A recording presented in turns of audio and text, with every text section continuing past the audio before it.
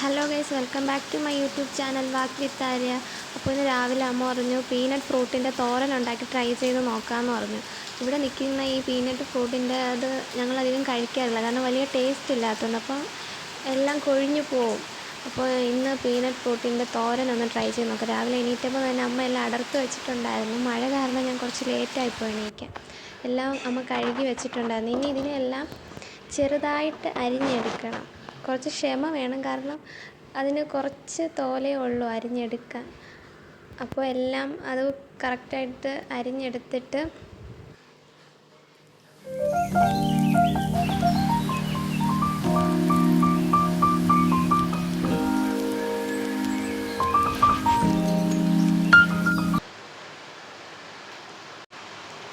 മുഴുവൻ അരിഞ്ഞെടുത്തിട്ടുണ്ട്.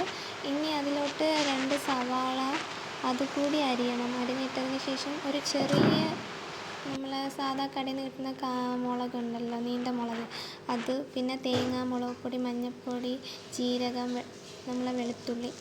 പിന്നെ നമ്മൾ പൂജയ്ക്ക് വന്നിരിക്കൊണ്ട് പുറത്ത് നല്ല മഴയാണ്, അതാണ് ബാക്ക്ഗ്രൗണ്ട് വോയിസ് ഭയങ്കരമായിട്ട് കേൾക്കുന്നത്. നല്ല മഴ. എല്ലാവരും സേഫായിട്ടിരിക്കുന്നെന്ന് പ്രതീക്ഷിക്കുന്നു. ഇനി ഇവിടെ കറണ്ടൊന്നുമില്ല, അപ്പോൾ ഫ്ലാഷിൻ്റെ വെളിച്ചത്തിൽ വീഡിയോ എടുക്കുന്നത്.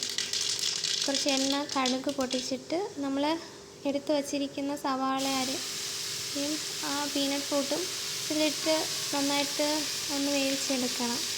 കുറച്ച് സമയം എടുക്കുള്ളൂ, ഒരു 5 മിനിറ്റ് നന്നായിട്ട് വേവിച്ചെടുത്തിട്ട് പിന്നെ കുറച്ച് ഉപ്പ് കൂടി ചേർത്ത് കൊടുക്കണം. എന്നിട്ട് നന്നായിട്ട് ഇളക്കി കുറച്ച് നേരം വേവിക്കാൻ വയ്ക്കണം. കുറച്ച് അടച്ച് എന്നാൽ ആവിയായി വെന്ത് കിട്ടും.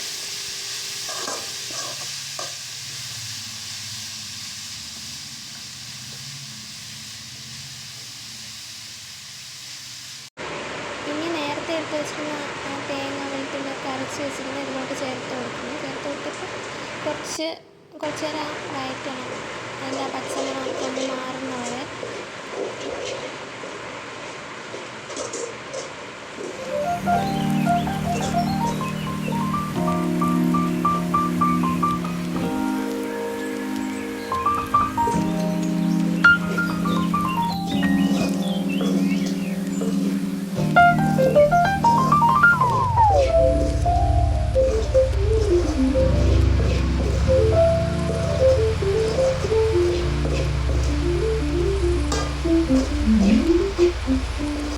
അപ്പോൾ സംഭവം നല്ല ടേസ്റ്റാണ്. ഒരിക്കലെങ്കിലും ഇത് ട്രൈ ചെയ്ത് നോക്കണം. അപ്പോൾ നമ്മൾ ചാനൽ ആദ്യമായിട്ട് കാണുകയാണെങ്കിൽ സബ്സ്ക്രൈബ് ചെയ്ത് ലൈക്ക് ചെയ്ത് സപ്പോർട്ട് ചെയ്യണം.